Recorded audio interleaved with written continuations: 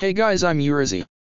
This story is all about what if Naruto found out about the Uzumaki clan and was a prodigy.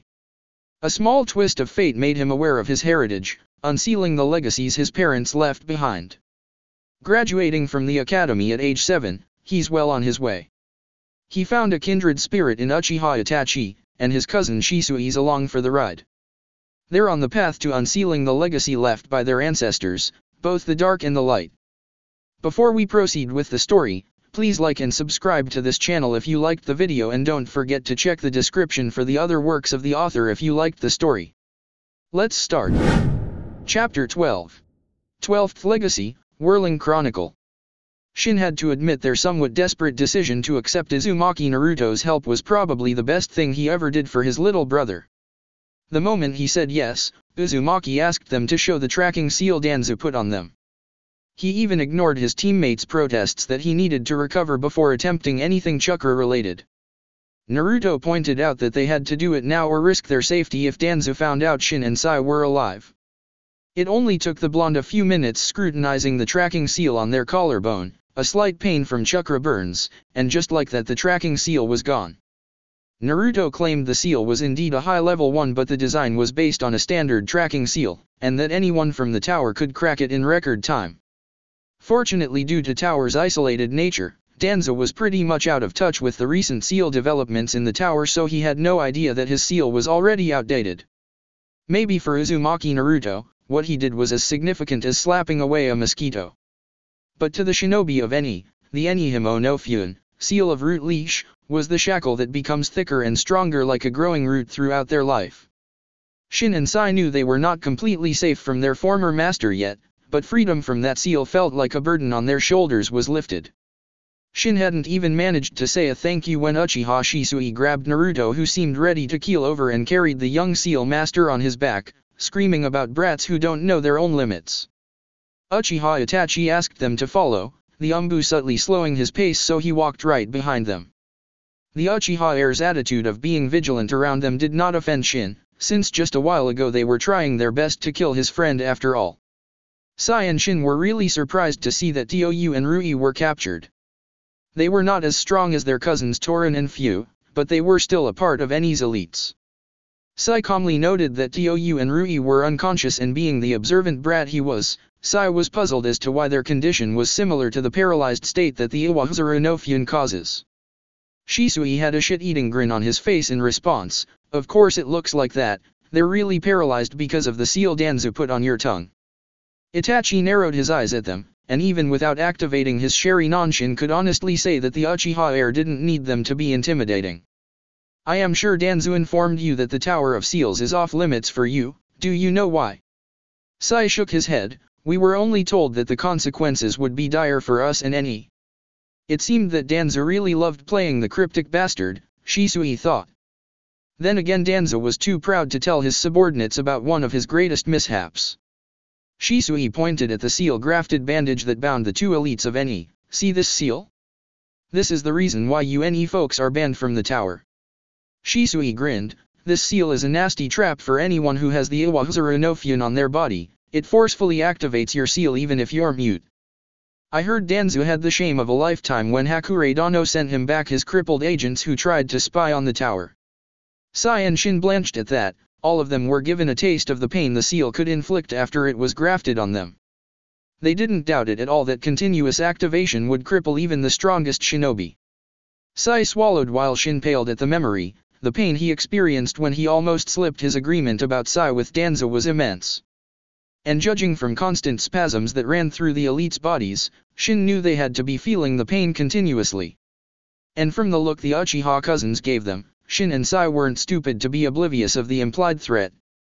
If they dare to betray Naruto, they would face the same fate as Tou and Rui. Don't worry, we kept the effect to a minimum to keep them unconscious. They're in no danger of dying. Itachi stated. This is the seal called Kanon no Oka no Fun, Kanon's crown seal. Itachi continued, a fitting name, don't you think? A testament of how the tower, especially the Shiamatsu clan, loved to slight those who dared to make an enemy out of them. Danzo in particular was their favorite target. This ward-type seal was named after the mythological crown goddess Kanon used on Son Goku to control him, basically a crown to control an arrogant monkey like Danzo, as Hakurei put it. That was one rare moment where he and Shisui were thoroughly scared out of their wits by Hakurei, who was 5 times older than they were. The old seal master had a borderline psychotic smile as he regaled the tale of how red Danzo was when he and his twin brother told the old warhawk that the tower was off limits and Danzo was welcomed to try. Also, because Danzo keyed in his chakra to the Iwahuzuru no Fun, which requires him to have a control seal engraved on his body, the ward would affect the old warhawk too. Danzo of course never tried his luck. The old cripple tried to get around the seal for years, but so far he never succeeded. Danzo was proficient in the sealing arts, but he was no match to Hakurei. Sarutobi was thoroughly confused as to why the twins kept asking him to extend an invitation to Danzo for tea ever since, or why his rival fumed whenever he gave the message. Of course it didn't take long for the Sandaime to find out, and the old Kage wisely kept it to himself. Konoha, Hokage's tower. This is unreasonable. Hiruzen gritted out to his old friend and comrade, though after everything they had gone through the Sandaime didn't know if he could still call Hakurei as such and vice versa. Hakurei, being the old manipulative bastard he was, didn't back down even when the Sandaime started leaking killing intent. It's reasonable. Hakurei retorted, Naruto-sama doesn't need distractions. You just want to keep him attached to the tower and your people, cutting his ties with Konoha. The Sandaime spat in anger, you have no right. Kakashi and Jiraiya have the right be in his life. Kakashi was like a surrogate son to Minato and Jiraiya is his godfather. The seal master snorted, cutting his ties with Konoha? You think so lowly of me now, Hiruzen. He shook his head, I have not forbidden him to be a shinobi of Konoha, or become a friend of Uchiha Itachi and Uchiha Shisui. Don't you forget, Hiruzen, my clan is a vassal of the Uzumaki. I have no right to dictate his life. If Naruto-sama wants to protect this ungrateful village, then so be it. I doubt I could convince him to do otherwise. In spite of everything, this place is his home. Sarutobi's eyes narrowed at that, and yet you requested me to withhold information about Naruto from Kakashi and Jiraiya, to tell them nothing other than that he was safe and sound in Konoha. Hakurei crossed his arms, what's the difference from what you've told them? I know they never tried to inquire more than you told him of his life. Sarutobi flinched at that, they fear the guilt that would consume them if they know that they abandoned him to hateful villagers that couldn't differentiate between the prison and prisoner. I told them to stay away. How easy did you think it would be to put 2 and 2 together if they're involved with a blonde blue-eyed child? The Sandaime gritted out. It would put Naruto-kun in danger. Of course. Hakurei agreed in sardonic tone, the villagers of Konoha are much dumber than our enemies that they couldn't see that. Ha! He barked a laugh that eerily reminded Sarutobi of Hashirama-sama when he was drunk. Sarutobi gritted his teeth, you couldn't compare them, and the villagers couldn't even bear to look at Naruto's face too. Hakurei slammed his fist on his desk, there you say it. Did that Hatake brat and Jiraiya ever told you how much it pains them to see Naruto-sama? I bet they couldn't. I don't know them, I admit, but their absence from Naruto-sama's life tells me that much. You order them to stay away? Since when, did you think that 2 of the most brilliant shinobi in Konoha couldn't get around of that simple restriction? They probably didn't even put up a fight when you asked them. The Sandaime ran his fingers through his wrinkled face, ashamed that he couldn't defend Jiraiya and Kakashi. Though to be fair, there's nothing to defend. Hakurei, while it's understandable you don't want them to be anywhere near Naruto-kun, the decision is still Naruto-kun's, if one day. Hakurei snorted, of course that's if that one day ever comes, I wouldn't prevent them, however, if they want to be in his life they have to earn that right and not just take it for granted because of who they were to Naruto-sama's parents. There, the Sandaime trailed off. Nobodies who had done nothing for Naruto-sama. Hakurei cut the old Kage off, their relationship with Minato-kun and Kushina-sama is meaningless to me the moment they chose to live in bliss of ignorance of Naruto-sama's suffering. Sarutobi clenched his fist, he knew that but whenever someone tells him to his face it was still painful to accept. Kakashi was still grieving, and even when he was barely able to hold himself together Sarutobi couldn't imagine how Kakashi could bear to look at the splitting image of his sensei and Kushina. Jiraiya was faring better than Kakashi, but the Sannin was still wallowing in guilt for not being there when Minato died. Both of them saw Naruto as a reminder of their loss. Very well. He conceded reluctantly, I will do as you say Hakure, as long as you do the same. Hakure nodded, of course, unlike your villagers. I know of my obligations. Sarutobi sighed wearily, it seems you've taken a liking in guilt-tripping me, Hakure. He snorted, I don't, but unfortunately everything concerning my brother Sarutobi flinched, and Naruto-sama, are things that give you guilt. Guilt that you won't overcome anytime soon. He shook his head, you have made a lot of mistakes Sarutobi and I don't know if I could ever forgive you, but you have to know one thing. What is it? I will never betray Naruto-sama, and in extension Konoha. I won't betray Konoha, for his sake. He stated solemnly, be grateful to Naruto-sama for that. I owe Naruto-kun too much already. I guess I will start to pay the debt in mine and Konoha's behalf. Hakure snorted, about time. Koishi no Kuni, country of pebbles. They took a detour to a small village, renting a room to rest for the night. Shin and Sai were tasked to carry Rui and Tou to their room shinobi style via a window so they wouldn't need to waste chakra to disguise their captives. They rented one big room enough for 5 people, Tou and Rui didn't count since Shisui made sure they wouldn't wake up anytime soon. Shin was really glad he and Sai weren't in their position now, since on top of the cannon no Okinofune cannon's crown seal, Uchiha Shisui placed a chakra suppression seal, a tracking seal, and any number of seals you could name to be placed on prisoners. Shinobi could never be too careful, but they were really going overboard with their paranoia, especially if the concerned captives were out cold. Shin was sure that even if Tou and Rui could wake up now, it was next to impossible for them to escape. The Uchiha cousins were really dangerous people, Shin thought. He quickly amended that when Shisui placed the stack of seals back into one of Naruto's storage seals, wondering out loud if they had used up all the types of seals that Naruto prepared in case of having captives. Sai and Shin at the same time looked at the sleeping Uzumaki Naruto in disbelief. He never struck them as someone who was paranoid enough to be this crazily prepared, especially with how reckless he fought and how he lectured his enemies in the heat of battle. On top of that, he easily offered help to someone who just tried to kill him, going as far as providing asylum even. Then again, you couldn't judge shinobi from their cover.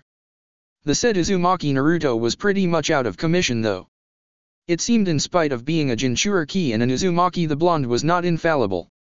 The fight was really taking a toll on the Uzumaki's air, his superficial wounds were healing nicely but the stress his chakra coils suffered have caused a fever and immense pain. Sai and Shin were worried but they didn't dare come close because the Uchihas looked ready to kill them if they ever did. The Uchiha cousins fussed over the blonde in a subtle but creepily mother-henish manner. In spite of everything they were sure Uzumaki Naruto was not in danger of dying, so they watched in thorough bemusement at the scene. Uchiha Itachi especially, and there's really only one word for it, hovered. Uchiha Shisui at least while being worried gave the Uzumaki his space. Shisui eventually chose to tend to their captives to make sure the seals were working properly, and not in danger of dying. Uchiha Itachi on the other hand was close to hysterics in spite of the Uchiha's signature stoic face.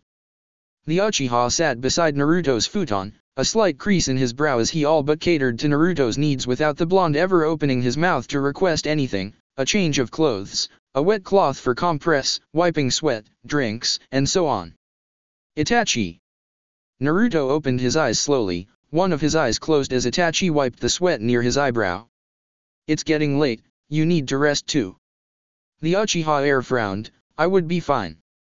His voice was even, but Naruto could tell Itachi was being stubborn.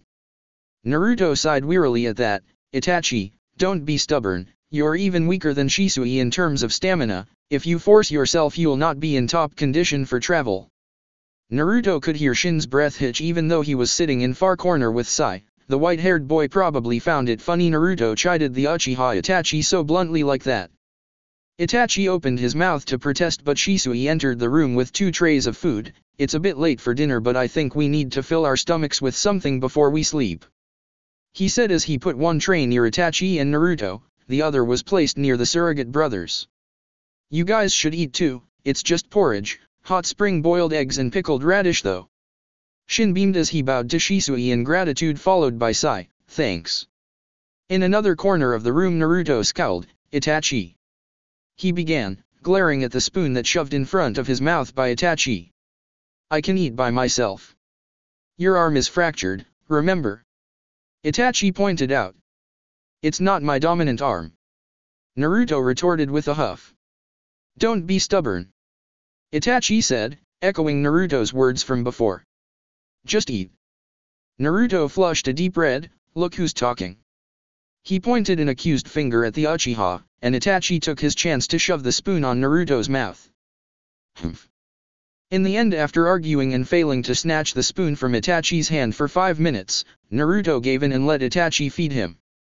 He never got sick before, so he never had the chance, and even though his vassals catered to his needs whenever he asked, which was once in a blue moon, it was not the same. It was embarrassing, but Naruto couldn't help but feel happy to be spoiled once in a while. In spite of the indignant look he had on his face, Itachi was glad that Naruto allowed himself to be spoiled for once. Naruto had always tried to be independent when it comes to his needs. Even though he had everyone in the tower willing to cater his needs, Itachi knew that Naruto rarely asked for anything. He cooks, cleans, washes on his own, just like he had always done since the Hokage allowed him to live by himself. Itachi himself was rarely spoiled by his parents, and he grew up so fast that he became an adult by shinobi standards the moment he became genin. Naruto, on the other hand, was simply never used to being spoiled by anyone, and was unfortunate enough to mature before he ever had the chance. Naruto raised an eyebrow at the faint smile on Itachi's face, a silent query of what he was smiling for. Itachi just chuckled softly as he gave Naruto another spoonful of porridge, and Naruto understood Itachi was happier than he was for this situation. Itachi was so weird sometimes, not that he disagreed. It felt nice. Hinokuni's border, 2 hours journey from Konoha. So, Naruto, we got 2 XNE brats and 2 lackeys with us. Shisui said to Naruto, who was hitching a ride on Itachi's back. After a lot of arguments on their part, Naruto gave in and let Itachi help him on the way back since he was not in a prime condition to travel. Naruto had recovered from his wounds, but he still had a fever and would often get slightly dizzy. Unfortunately, they couldn't afford another day to rest on the road. There are still problems ahead concerning their captives though. What's our plan? Naruto raised an eyebrow at the genjutsu expert. We have a plan. We do. Itachi chimed in. Shisui's left eye twitched at the deadpan response from his teammates. Sometimes they were so alike that it was annoying. We should. Why bring those 4 if we don't? How the hell do we explain them to the shinobi doing gate duty? The blonde rolled his eyes. Logically, we'd use a back door and use Kage Bunshin to walk through the front gate to avoid suspicion. Shisui blinked olishly at that. I thought you didn't have a plan. He asked in an incredulous tone. Shisui, that's not really a plan as much as it's just the logical thing to do when you have extra baggage and don't want to explain the circumstances of how you got it. Itachi pointed out in solemn tone. The curly-haired Uchiha scowled. Not everyone can be you and Naruto. He mumbled under his breath, at least that's one problem out of the way. He deadpanned. Shin, who was walking with Sai a few steps ahead from them, rolled his eyes. So now we're extra baggage. He grumbled in annoyed tone, man. Rui is heavy. Sai, who had Tou on his back, nodded in agreement. We are. 2 hours later, after their Kage Bunshin greeted the sleepy guards, Naruto and his team used one of Shiamatsu's secret passages to reach the tower. Takuza and Shien caught up with them midway to check on their condition. The Shiamatsus were enraged upon knowing Naruto's condition and would have gotten in on another argument with the Uchihas, but Naruto chided them before they could. They had more pressing concerns in hand now. Shien in particular was hysteric that their master wanted to bring any members to the tower. Takuza was not sure it was a good idea either, but it was their young master's wish. We owe Uzumaki-san our life. Shin stated calmly, I understand that you can't trust us, but we have nowhere to go and we're already dead to that man. Sai nodded hesitantly. Nisan is right. Shien frowned at them, as if we can just. He trailed off. Besides. Shin cut him off, we're damn weaker than you all. I am sure anyone here can kill us even in their sleep. Not to mention Uchiha Shisui confiscated our weapons, so we're really helpless now.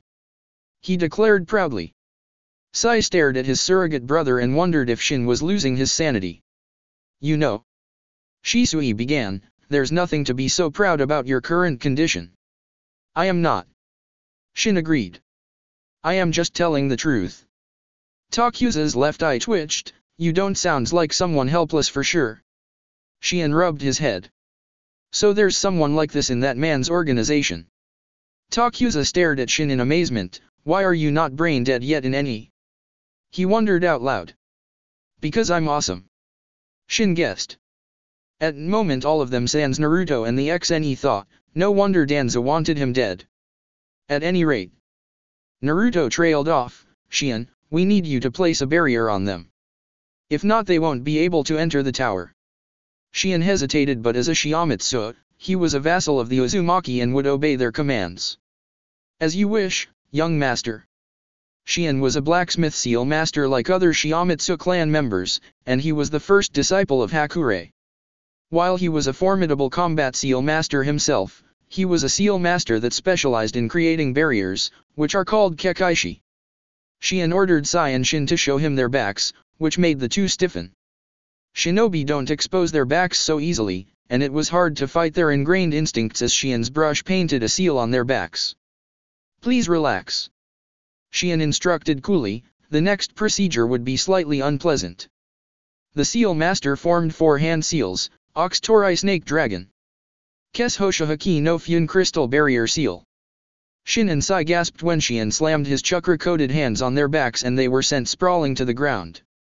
Shisui couldn't help but burst to a fit of laughter when he saw the two had their faces comically planted on the ground. Ha ha ha ha ha. The brothers groaned in pain as they stood up, their eyebrows twitched when they saw particles of chakra glimmering above their skin. What the hell is this? Ha ha ha ha ha. Shisui laughed louder, tears pooling on the corner of his onyx eyes. You gave them Bishi sparkles.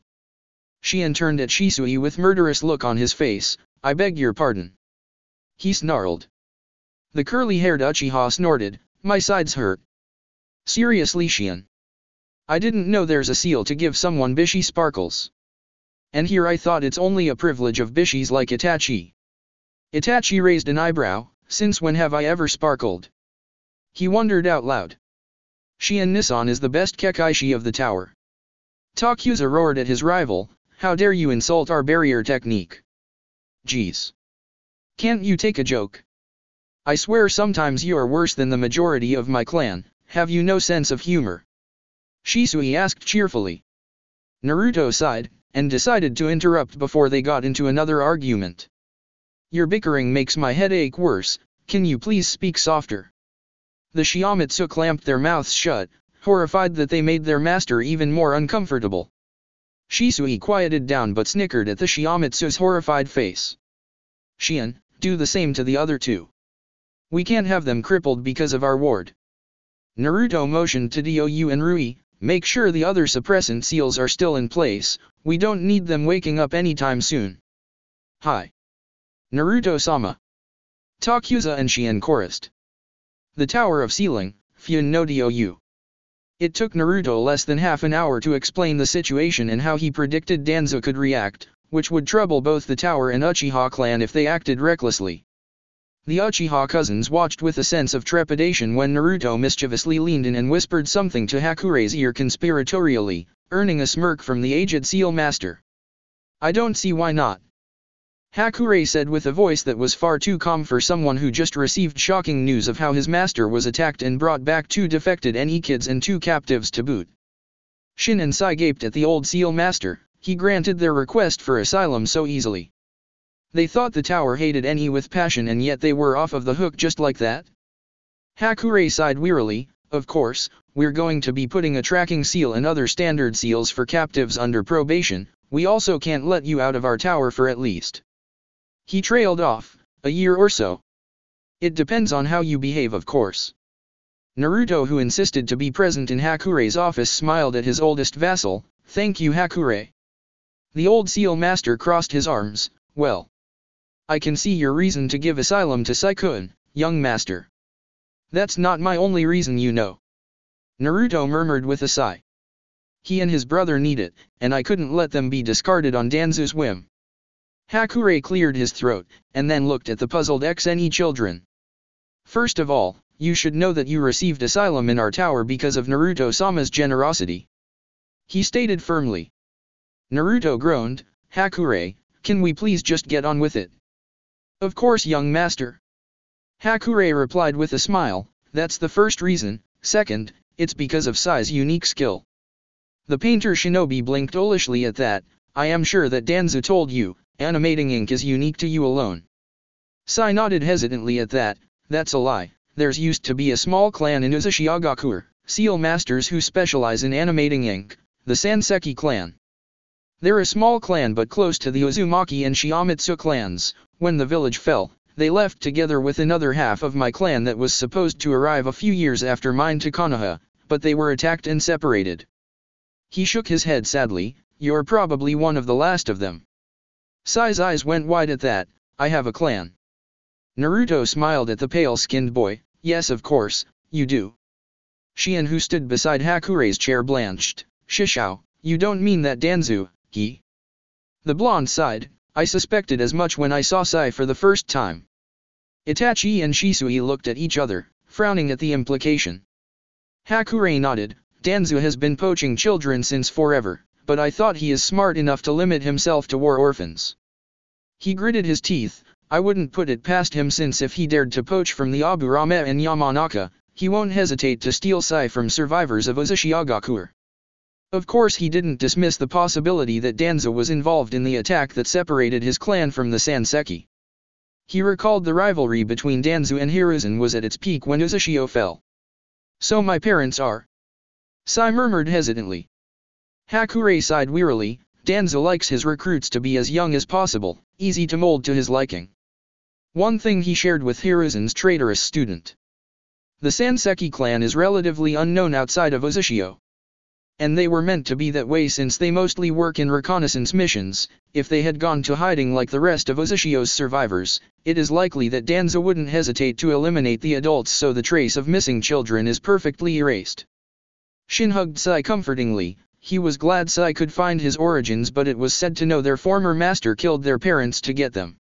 Sai didn't cry, but Shin could tell the younger boy was shaken to the core by the revelation. Your name is Shin, right? Hakurei inquired. Shin nodded, his arms still encircled around his brother protectively. Yes, let me guess, my hair color is a common trait of a certain clan in Kiri or something. He wondered out loud. At Hakurei's nod he sighed. I have been told the color is unusual in Fire Country. His bluish-gray hair was not common in Hai no Kuni but in Mizu no Kuni. It was likely that he wasn't from this country either, and considering Kiri's state of civil war, it's very likely his history was not so different from Sai's. I see. Hakurei sighed. Yes, I agree that you probably hailed from Kiri. Danzo has no bounds when it comes to recruiting for his foundation. He shook his head exasperatedly. Considering Kiri's state, and other factors, I suggest you to not try to look for your clan. An unusual hair color usually meant a bloodline limit, and the Mizukage has recently gone mad and decided to slaughter all clans with bloodlines. Shin shook his head frantically. Of course not, I will always be with Sai. Even though it's a bit sad that I probably would never meet my biological family, I have decided to be Sai's brother. Nissan. Sai murmured, are you sure? Of course. Do you think I have a heart to leave my beloved little brother for unknown family I have in bloody mist? He asked in incredulous tone. Not in 1,000 years. Hakurei watched Shin fussed over his surrogate brother, reminding him of his late brother Sangetsu. These children were so lucky they got a chance to start a new life after what Danzo had done to them. Looking at the Yamanaka and Aburame they captured, however, Hakurei was not sure if those two could ever live a normal life. He cleared his throat. Naruto-sama, what would you like me to do? Hakurei asked in solemn tone. His young master was still weak from the ordeal he had been put through yesterday, but he could see determination in those blue eyes. A sharp mind and a benevolent heart that made his clan fall in love with their young master. Do your best, Hakurei, he said with knowing smile. The old seal master flashed a somewhat childish grin in response. As you wish, young master. I presume we will approach Yamanaka Inoichi and Aburame Shivi after I am done with a certain someone. Naruto laughed softly at that. Ha ha ha, of course. Naruto-kun. Itachi called, "You're not thinking to ask Hakure Dono to?" Hakure grabbed the broadsword he hung on the wall of his office. The sword's length rivaled Tenro with a thicker handle and a wider one-edged blade.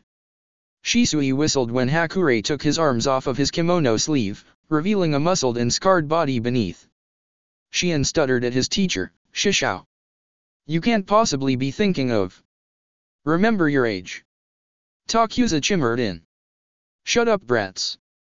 Hakure roared, hoisting his heavy blade against his shoulder. "You think I can stay idle after what that old cripple did to our master? I gotta go take him down a peg or two." In his daily dealings Hakure was a calm and composed Sealing Division's leader, but in private he was temperamental, boisterous, and could swear like a sailor. Shisui blinked owlishly. In case you've forgotten, you're the same age as, humph." Itachi covered Shisui's mouth just in time before his cousin could mouth off the temperamental seal master. Hakure bowed to his young master who was still a bit red on the face because of his fever and then went out of his office with triumphant look. Naruto breathed a sigh of relief as the door closed, then turned to Sai and Shin. "Takuza, please show them a room to rest, and Shion, make a preparation to undo their Iwahuzuru no Fuin." He shot the two an apologetic look. "The preparation will take the whole day, and until then, we have to keep you confined in a warded room. Shion's barrier will run out soon and it takes a lot of chakra." It would be a long wait for them, and Naruto felt guilty he had to treat them like prisoners, but they had no choice. They couldn't afford to deactivate the Kannon no Okinofune Cannon's crown seal, and if they were exposed for even a moment to the wards, Shin and Sai would be in a lot of pain.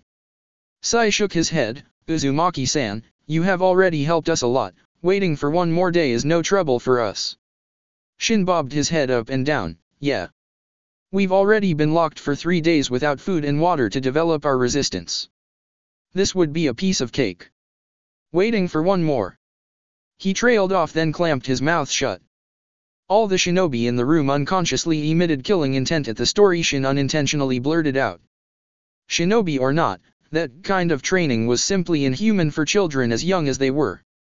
Shin didn't say anything as he and his brother were led by Takuza to their room to rest, but all of them knew there must have been children that didn't survive Danzu's harsh training.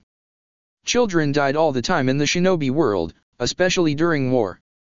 However, in case of Eni's children, they had no say in their life at all and died for an ideal that's not theirs. It was said that in a way Eni exists because Konoha needed them, and in the process their village gave a great deal of leeway in their dealings, quite possibly far too much leeway. Hokage's tower. Hatake Kakashi was tired of living sometimes. It was a sick blessing that his father's suicide prevented him from doing the same. Kakashi didn't want to choose that easy way out of his misery. He had lost so many people in his life to a point that he was so tired of it. The reason he joined Umbu was to save his comrades in the most dangerous missions available to Konoha Umbus. To prove that Kakashi Hatake, who had failed to save his teammates and sensei, was still capable of protecting his comrades. He just wanted a reason to keep living after so many mistakes that cost him their lives. Obito, Rin, and Minato sensei. Obito and Rin were dead because of his arrogance and carelessness. You would think after Obito's death, Kakashi would have learned that a mission could easily go south and beyond. He had to fuck up again in a simple reconnaissance mission and Kiri Shinobi captured Rin. He managed to save Rin from Kiri's clutches a few days later, or so he thought, but when he found out from Rin what they had done to her, he knew he had once again failed to protect his teammate. Kiri had made her a Jinchuriki, one with a timer seal that would fail the moment they reached Konoha's border. Rin pleaded that she was just their pawn now, so he should kill her to protect Konoha. How could she ask him to break his promise to Obito? Even if it's for Konoha's sake. In the end he killed Rin, or rather she made him do it. Kakashi would be lying if a part of him wasn't relieved by her choice. Sometimes to shinobi, death was just a better option than living, and this was one of those moments. Rin accepted his killing blow, and he even saw her nod in gratitude. Everything went black after that. Kakashi expected him to be killed there, but at least he and Rin would be dead to suffer whatever the pissed-off Kirinins were going to put them through. He regretted that he didn't have enough chakra left to destroy Obito's Sharingan though, but Obito would have chosen to save Rin rather than ensuring his eyes didn't fall to enemy hands. He would apologize to Obito later in the afterlife. Miraculously, after he lost consciousness from shock and chakra exhaustion, Rin's body was still there and the Kiri team was dead, mauled by something beyond recognition. Kakashi brought Rin's body with him to Konoha, puzzling over miracle that left him alive. He thought he was cursed. The Kyuubi had killed Minato-sensei and Kushina-Nisan. Why did everyone have to die while he was left alive? Did someone above hate him so much that they let him live in this world to keep failing to protect those he held dear? Kakashi decided to avoid his sensei's legacy, fearing the curse would follow and the baby would die on him too. It was an excuse, of course, he knew, but he couldn't help it. When Naruto was 4, he braced himself to at least go to take a look at him in the orphanage. It was painful to see the boy. He looked so much like his parents, and he had bubbly and cheerful personality like Obito and Kushina. It was as if the boy existed to torture him. It was not Naruto's fault to be born the way he was, but Kakashi feared for his sanity if he was too close and lost Naruto too. He was still too weak, too pitiful to enter Naruto's life. The Hokage, as if knowing of his dilemma, forbid him to be in direct contact with Naruto, fearing someone would make the connection between Yondaime's legacy and his last surviving student. Kakashi didn't know if he hated the Sandaime or was grateful to him for it. Today was the first time he returned to Konoha after 6 months, a rare long-term Umbu mission that required him to be in Hinokuni's borders. As usual, whenever he reported to the Hokage, he asked about Naruto's whereabouts, nothing detailed. As long as he knew his sensei's son was alive and breathing, he could live with that. He didn't want to know what kind of shitty childhood Naruto had to go through because of his Jinchuriki status. He didn't want to hope to be there for Naruto, and risk failing to protect his precious person again. However, since the last year, the Hokage started to act a little weird whenever he asked. Usually the Sandaime tried to go add little details about Naruto's life, which he mostly tried to tune out. Such as the boy's latest prank, how much ramen he could inhale in one go, or how bad he was doing in class and so on. However, since last year the old Kage just answered his query curtly. Naruto was fine and well cared for, no more details. The last time he heard of Naruto, the boy started to take his education seriously and became a history buff for some unexplainable reason. As far as Kakashi concerned, that was a sign Naruto was doing well in life, and he didn't need Kakashi to be there for him. Good for both of them then. While one of his best shinobi was in the bliss of ignorance after leaving his office, Sarutobi Hiruzen sighed. He was feeling old and tired more than ever. Hopefully there's no more trouble coming their way for a long while. He was not sure if he could survive the next conflict with his sanity intact. Unfortunately for Sarutobi Hiruzen, he had no idea what's going to happen between his two old comrades. Eni's headquarters. Danzo scowled when he received the intel about his subordinate's confrontation with Uzumaki Naruto and his Uchiha teammates. He didn't mind that none of the Eni trainees he sent survived the confrontation, but the blasted Uchihas killed his fully pledged shinobi and left only 3 to return to him.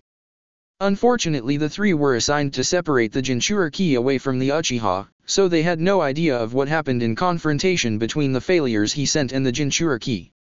As if that's not bad enough, he lost Aburame Ryu and Yamanaka Rui. Contrary to what Sarutobi believed, he never stole children from the Aburame and Yamanaka clans. Both clans were prominent in Konoha, and considered as nobility in their village, while the other was vassal of a noble clan. However, there are members of both clans who believed in his vision of Konoha. They're loyal to him, an ideal Konoha he strived for, and he used them for the greater good of Konoha. They were as frustrated as he was with the soft-hearted Sarutobi, and that their clan heads were loyal to someone like him. He was snapped out of his musings when the door of his office was torn open by a familiar broadsword, and he was greeted by the maniacal grin of his old enemy. Shiamitsu. Hakure. The Jinchuriki made it back to the tower, it seemed, and his lapdog was pissed. Yo. Danzo. It's been a long while since the last time I saw your ugly face. The Shiamitsu said as one of his legs stepped on Danzo's desk. Danzo sighed as he could see the body trail Hakure made on the way from the destroyed door. He wondered how a crude man like Hakure managed to get here without triggering a single alarm. Then again, this man was someone he considered his and Hiruzen's equal.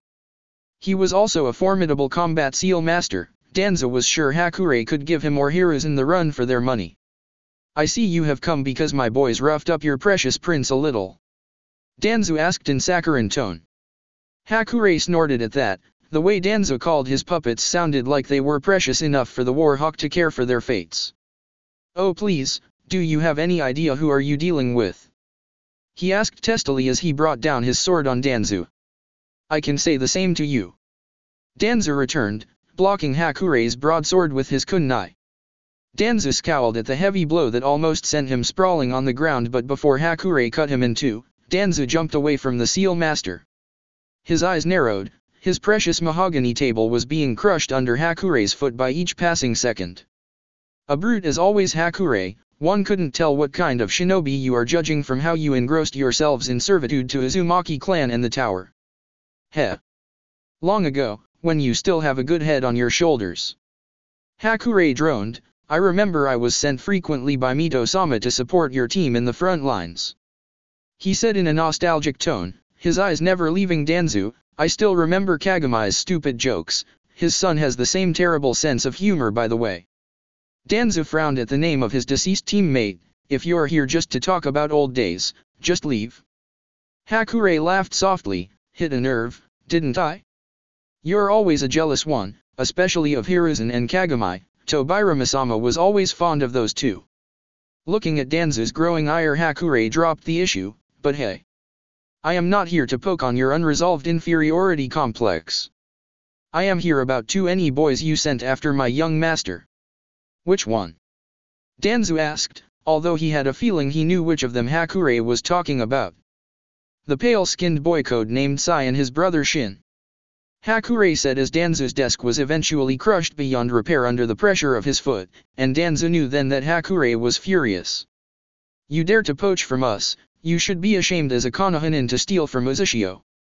Hakurei roared furiously. "The Tower of Sealing, Fyun no Dio. You just set Hakurei Dano on Danzo." Shisui muttered in disbelief for the 5th time since Hakurei left the tower. "Who are you, and what have you done to our sweet and fluffy Naruto?" he asked the blonde accusingly. Naruto scowled at that. Since when was he ever sweet and fluffy? He was not cotton candy. "For your information, Shisui, regardless of what I say, Hakurei is close to blowing up as is, so I let him to confront Danzo on his own. The Shiamatsu may be my clan's vassals, but they can be as stubborn as the people of my clan." He huffed. "Besides, it's Hakurei. I trust him, there's nothing to worry about if it's him." He chewed on a bunny-shaped apple Yuzuriha cut thoughtfully for him.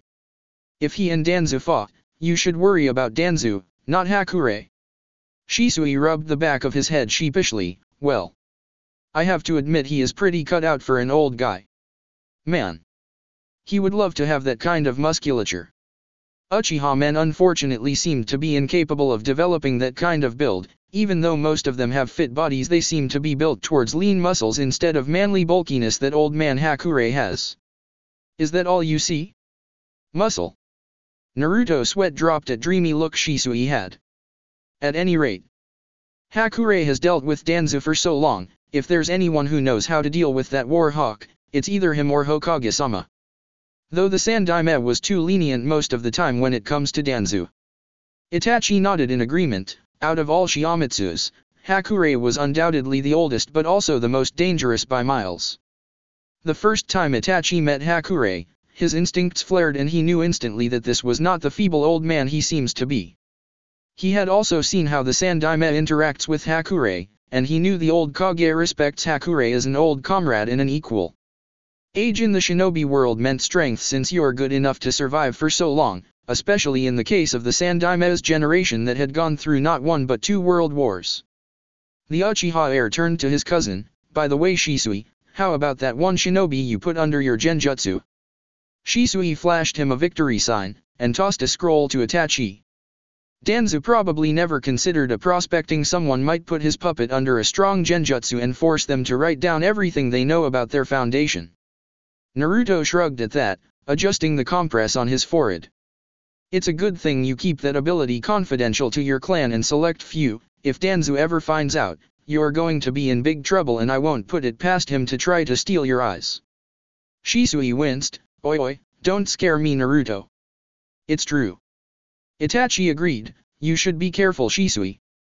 The Uchiha's scion joined in. not to mention his grudge against your father. Shisui looked a bit green at the prospect, you know. I am more worried of the prospect of what someone like Danzo would do with my eyes rather than the stealing bit. Okay, they might be going overboard with scaring Shisui, but it was a legitimate concern. Shisui calmed down. I will think of something for you, alright. Naruto assured the genjutsu expert, and then he frowned as something relevant crossed his mind. A certain clan who prided their seal for protecting their bloodline.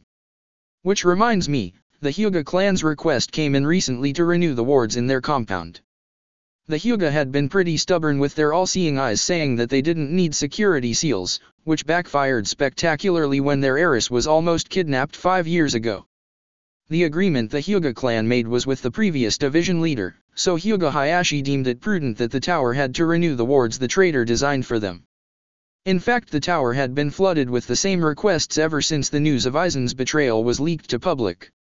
So far they managed to keep all the clan heads in line for the tower to work on a new seal design. It didn't help that each clan have different preferences and needs. The Inuzuka wanted no disruptions to their sense of smell, and the barrier shouldn't make their canine partners feel caged. The Aburame wanted the same for their Kakaichiryu, and noted that the seals should not bring harm to their insects. The Hyuga wanted the barrier to be easy on their eyes, since for them the amount chakra emitted by conventionally strong barrier seals was irritating for their eyes to look at. Naruto had his clones helping left and right whenever he could, and his missions usually consisted of warding noble houses for most of the time because everyone in tower was occupied with the Konoha's clan's demand. Fortunately, they were recruiting more people now from the regular shinobi force, and in a few years the number of seal masters, both combat and non-combat effective, would increase. Hopefully they would survive this busy period intact, and that Danzo would leave them alone for now or else. Hyuga. Shisui squeaked. Don't they have that seal, which could seal their Byakugan upon death?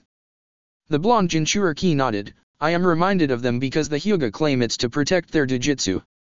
He shook his head at that. What a load of bullshit, since the main house members are still a fair game if our enemy wants to steal their eyes, and what is stopping someone from subduing, then sedating the branch house members? Allowing their enemies to take their eyes when they're still alive. He wondered out loud, shaking his head in dismay. Shisui blinked owlishly at that. Itachi just stared at Naruto. The former was pretty obvious, but the latter. Why did they never think of that? They chorused in amazement, half shouting. Naruto sweat dropped at them. Don't tell me you also never realized this blatant loophole before. He asked in incredulous tone. Both Uchihas flushed. It was not like they were stupid, but as part of a prestigious clan it had been ingrained in them to not criticize another clan's traditions. Not to mention the Hyuga clan was pretty touchy when it comes to the Uchiha. Some of them still believed that the Sharingan originated from their Byakugan, and that the Uchiha was beneath them. The Uchiha clan on the other hand couldn't care less of what Hyuga thought of their Dojutsu, especially since both the Senju and Uchiha were without a doubt descended from the Rakudo Sennin. Prodigies of the Uchiha clan like Itachi and Shisui if anything solidified the superiority of the Sharingan in the public's eyes. It wasn't like there are no prodigies in the Hyuga clan, but they were no match for Itachi and Shisui. We never really thought about it. Itachi confessed with an embarrassed face, our relationship with the Hyuga is already as shaky as it is. Naruto sighed at that. Well, I definitely won't bring this up, especially if the purpose of this seal is to avoid family disputes, not to mention it will come out as an insult to their intelligence. But still. Shisui said with dumbfounded voice, now you've said it, what they're doing really seems stupid. Itachi shook his head. The Hyuga are not fools. Shisui, the main house especially, as Naruto said, want to avoid family disputes. The other reason would be that the use of the seal on their own family is already a tradition they couldn't live without at this point, though branch house members undoubtedly bear a grudge against the main house. Shisui huffed, our clan is probably not one big happy family, but hey. At least we have no blatant grudge on each other like Hyuga. Ha ha ha. Neither Naruto nor Itachi laughed at Shisui's attempt to joke to brighten up the mood because their topic was too depressing. Itachi thought that even though they didn't enslave their own family, they had a blood traitor that almost destroyed their village. Naruto on the other hand didn't laugh because of Itachi, and he knew the younger Uchiha was thinking about the Uchiha who orphaned him at birth. On a happier note, I now know what to research on for my next promotion. Naruto beamed. Shisui looked at him curiously, a seal to protect bloodlines. That's still too difficult for me, maybe in few years. Naruto said with a sigh, besides, if I want to be promoted to 5th Dan before the end of this year I need something simpler. You just got promoted to 3rd Dan 2 months ago. Shisui pointed out in disbelief. Naruto scoffed, I want to get to 9th Dan before my 10th birthday. He declared in an indignant tone, somehow his voice came out as a childish whine and Naruto flushed a deep red as he covered his mouth. Itachi looked amused by his rare childish behavior but didn't call it out. Why you're so in hurry to get your 9th Dan? Well. Naruto trailed off, embarrassed to explain his motive. You know that unofficially I am the leader of the tower, right? At their nod he continued, it's just, even though it's unofficial, they respected me as such and yet.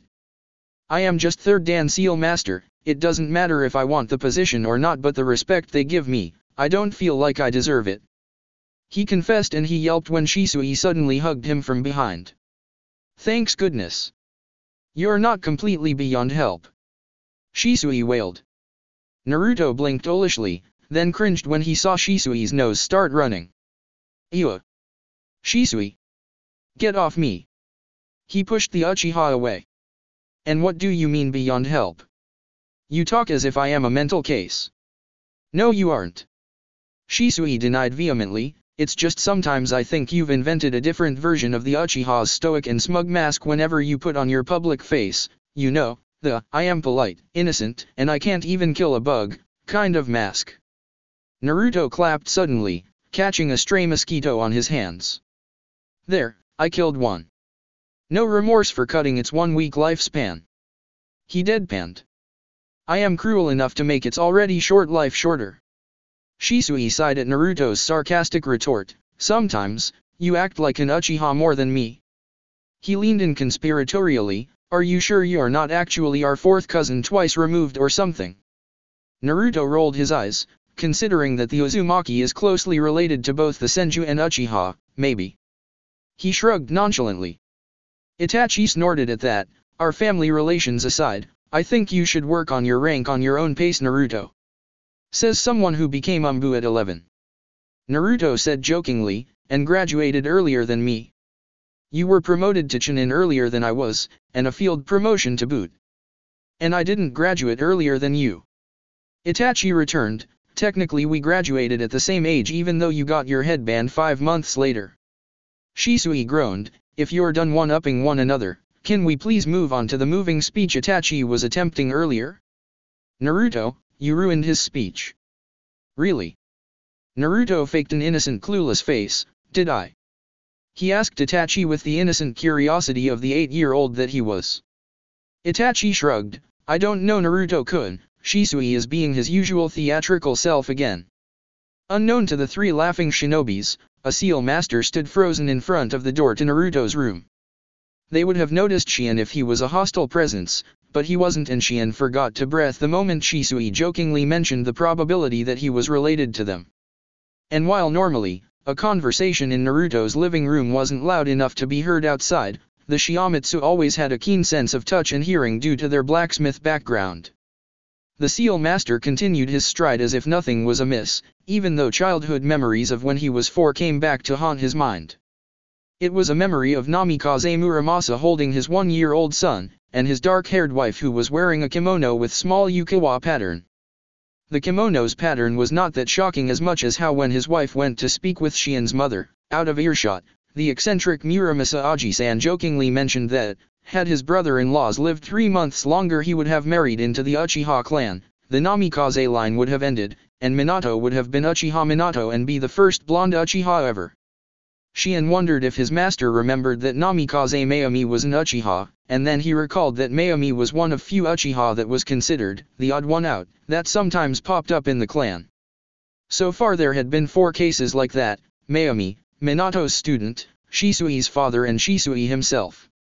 Considering he himself forgot that Mayumi was an Uchiha until just now even though he was old enough to remember her, it was very likely his master had also forgotten. Then again, a majority of the tower population who were old enough to know Muramasa and his wife tends to forget their eccentric side, and eventually painted him as a kind and skilled blacksmith and seal master. It was not like they couldn't respect Muramasa's eccentricities, they simply couldn't afford to not forget the trauma. They also forgot most things about his wife because Mayumi was an airheaded wife who always supported her husband's dreams no matter what. Muramasa, in spite of all the saintly qualities, he had sometimes defied logic and common sense when he puts his mind on something, and Mayumi would follow him to the end of the world to accomplish it. Like that time when he was 10 and innocent, Muramasa Aji-san wanted to figure out how to store rain clouds in storage scrolls, and then, he had to. On second thought, he shouldn't try to recall that incident ever. Thankfully, Naruto-sama and Minato-kun didn't inherit Muramasa's eccentrics, and as for revealing that Naruto-sama was indeed related to the Uchiha, third cousin to Itachi and third cousin twice removed to Shisui from his paternal grandmother to be exact. I guess none of us could stomach recalling so many things. He murmured in a daze, I'll suggest to Master Hakure to ask Uchiha Dano to tell Naruto-sama, he is not as scarred as we are about. Shien stopped, then recalled the incident in which he and Fugaku had to save little Minato from Muramasa's cooking experiment that took residence in their fridge, and there's that one time Fugaku was almost killed when Muramasa allowed Minato to play with Tenro. Which was ironic considering that sword was Itachi's now, and it seems that Fugaku conveniently forgot the sword that almost made him die young. Nah. Fugaku could handle it. As long as no one reminded him that the long pretty sword little Minato swung around was in his son's possession. Eni's headquarter. Danzo gritted his teeth. How dare Hakure tell him to be ashamed for what he had done for Konoha's greater good. Uzushio was no more, and it was in a shinobi's nature to betray their allies for their village. I found Sai in an abandoned house somewhere near Swamp Country. I saved that child. He lied smoothly. Is that so? Should I thank you for rescuing that boy and training him to be your emotionless puppet? Or for you to send him to a suicide mission because Shin couldn't throw his emotions away? Hakure asked in an incredulous tone, do you have any idea how long my clan has tried to find any member of the Sanseki clan that was separated from us? How many nights of sleep Kushina-sama lost because her childhood friend's clan was gone? He shook his head. Then again, there's no use telling you this, someone as hollow as you won't give a damn. So you've come for revenge? Danzo asked calmly. Revenge? Hakure echoed, is your death going to bring the Sanseki clan back? Or ease Naruto-sama's pain for putting your pitiful puppets out of their misery? No. As much as I want to rid this world of you, I know you're not someone I can just remove of because I want to. Just imagine the political nightmare that would follow, and how much damage the shit Danzo accumulated for years would deal when exposed to the public. All I want is for you to leave those two alone, and I will not kill or rat you out to Sarutobi. Danzo snorted, you speak as if killing me is a walk in the park. Hakure narrowed his dark green eyes at the scarred shinobi, the old you won't be a walk in the park, but the current you. The old warhawk stiffened at that, I am a chakra sensor Danzo, one of the best in my clan. I can tell that you've recently been messing with your body and right now you're still adapting with the changes, aren't you? Hakure sighed, why you can't just age gracefully like the rest of us is beyond me. Not all of us have Uzushio's secret for longevity. Danzo retorted. You think there's such a secret? Hakure asked in an incredulous tone, then again I stopped caring for your opinions the moment you stole Iwahazuru no Fune from us. The warhawk narrowed his eyes, as you have been integrated to Konoha's force you should have used all resources you have for Konoha's sake, and yet, you keep it for yourselves and guard it jealously. We have avenged the fallen Uzushio in the Second and Third War, giving Iwa, Kiri, and Kusa a devastating defeat, and yet. Hakure sighed at that, Danzo, to you power is neither evil nor good, power is just power. In our long history as seal masters we have learned to draw a line between good and bad, because failing to do so would just destroy us. The Iwahazuru no Fune is just one of the many achievements we'd like to bury forever. He drawled in a sad voice, if the life expectancy in your foundation wasn't so low, you would have noticed it. The consequences of Iwahazuru no Fune. Danzo frowned, what do you mean? There's no consequence whatsoever written on the scroll. Because your agent stole only the application procedure and never bothered to read the research journal, it's on a separated section so you can't really blame that recklessness. Hakurei pointed out testily, do you really think that a seal so deeply rooted to the chakra coils and affects brain signals is without risk? Have any of your marked ops reach, say, their 30s? Or 40s? Depending on how long they have the seal on them, slowly but steadily they would start to lose muscle function and eventually be permanently paralyzed. If the revelation disturbed Danzu, the War Hawk didn't show it. I see. I guess it's a good thing that the life expectancy of your foundation is so low. Death is preferable to what they'd suffer as a side effect of the Iwahuzuru no Fuin. Hakurei intoned with a sigh, then again I can't imagine the present you to care. He shook his head at that, so do we have a deal about those two? Danzu contemplated his choice, while he did send those two to their deaths he still saw them as an asset. However their worth was just that much. Shin and Sai knew so little about their foundation at this point so there shouldn't be too much damage if he let Hakurei to have them. Very well, they're yours. Hakurei grinned at that, good and keep your word Danzu or. Danzu echoed mockingly. I recall that you lost a boar and a bug recently. Hakurei sang amusedly as he saw a sliver of shock on Danzu's lone eye. I am sure you want them back, rest assured, we keep them healthy and well rested. The old seal master assured the leader of Eni, how he loved watching Danzu squirming like a worm under the sun. But you see, there's no way I can just return them to you, in fact I am thinking of sending them back to their compound. Where they belong. You dare. Danzu snarled. Hakurei snorted, nah, don't worry, I think we can work on a deal that will benefit us both. Danzu's frown seemed to add more wrinkles on his aged face as Hakurei droned on his so-called deal. Not really going to benefit you much, but hey. This deal will probably save you from the worst brunt of the combined wrath of the Yamanaka and Aburame. You realize there's a possibility Yamanaka Inoichi and Aburame Shivi won't agree to this deal you spoke of? Danzu inquired. He was in disadvantage but he had to agree that what Hakurei offered would save Eni. He had no delusions that Hakurei wanted to help him at all, but the conflict that would result from his mishap with two prominent clans of Konoha would bring danger upon their village. Hakurei scowled as he rested the tip of his sword against the ground. Do you think I was born yesterday? I've been aware for a while that some people seem to love your ideals, and they're willing to betray their own clans for you. He spat venomously. I am sure you are also aware that both Inoichi and Shivi aren't blind, heck the former is the head of TNI division for God's sake.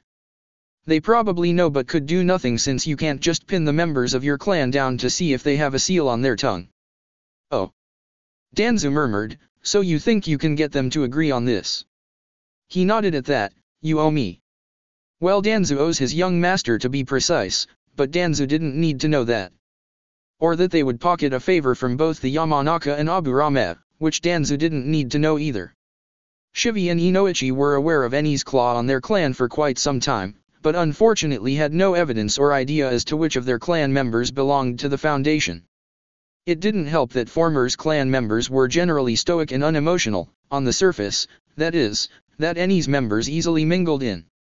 Yamanaka's on the other hand were all mind art experts but unlike most clans in Konoha had no compound but lived separately, so it was next to impossible for Inoichi to keep an eye on all of them even if he was not already busy enough in TNI division.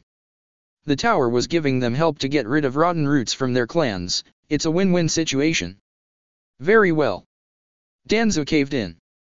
Hakurei turned around, but Danzu had no delusions that the seal master dropped his guard at all. Oh, and one more thing. Hakurei said as he was one step out of Danzu's office, someone asked me to remind you this. The old seal master uttered in tired voice. Danzu, you alone are not Konoha. Danzu frowned at that, if this is another sermon that Hiruzen is. Since when have I ever been his messenger boy? Hakurei cut him off in droning tone. It doesn't matter if you have any idea of what that's supposed to mean. Hakurei's voice echoed through the hallway as the seal master walked away from the room. At this point, you're beyond help in my book. He shouted with vigor, which made Danzu cringe. There's a reason why he hated the Ozu's refugees. They tend to lose control of their volume when their emotions get the better of them. The Warhawk sat back to his chair that was thankfully left intact, and for a moment contemplated what that line was supposed to remind him of. That all shinobi and civilians were part of Konoha? Or maybe his foundation that the Hokage had no authority of wasn't part of Konoha. How foolish, why should he be bothered by what Hakure said? His ideal is for Konoha's greater good, that's all there is to it. Omake. Naruto had taken a number of C-rank missions for the last few months and frankly it was getting on his nerves. The first 5 missions were nothing more than glorified seal warding, in which he was paired with either the Uchiha cousins or Shiamatsu siblings, sometimes both. Apparently with the latest boost in the sealing arts of Konoha, the village deemed it prudent to widen their field of service, which resulted in warding nobles' residences. It paid much better than a normal C rank because the clients were rich pompous nobles, however as far as Naruto was concerned it was just a slightly better D rank mission. This mission was another warding job, which required him, Takuza, Itachi and Shisui to travel to a province called Owari in Land of Butterflies. Their client was a noble couple of the Oda clan, one of the richest noble clients of Konoha. Dealing with nobles was a chore most shinobi would refrain from doing if they could, especially with all the pleasantries and shit they had to spout to please the client. But this particular job was another level of annoying, and they would have throttled the client if not for the good pay. However, 30% higher pay rate be damned if that lady keeps looking at them like a dog in heat. It was not even funny that some noble like Lady Odenno had a taste for beautiful boys, which according to Shisui fit him and Itachi perfectly. For heaven's sake, Itachi was 12. He was 8. And here he thought no one could be creepier than infamous Orochimaru and his experiments. It was getting increasingly difficult to subtly dodge that lady's affectionate hands during their short stay of warding her husband's residence.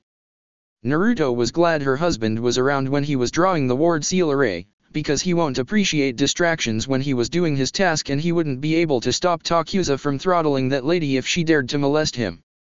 The next task of applying the point seal that marked the warded area was a bitch, because Lady Oda kept trying to invite them for tea breaks with her, which they politely declined. It didn't stop her from accidentally running into them at least 10 times in the 3 hours it took wandering around the manor to mark the area. When the mission ended even Itachi looked ready to bolt from their seats after the lord of the manor inspected their handiwork.